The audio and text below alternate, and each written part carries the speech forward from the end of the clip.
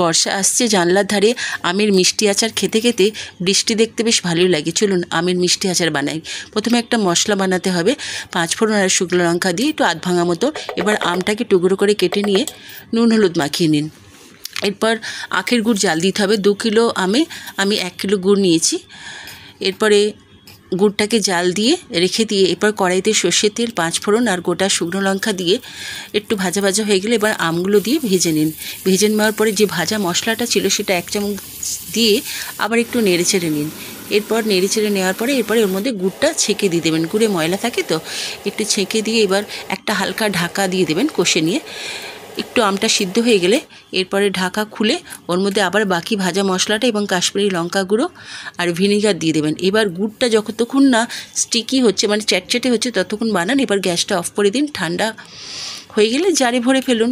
ভালো লাগলে please subscribe করুন আমায়।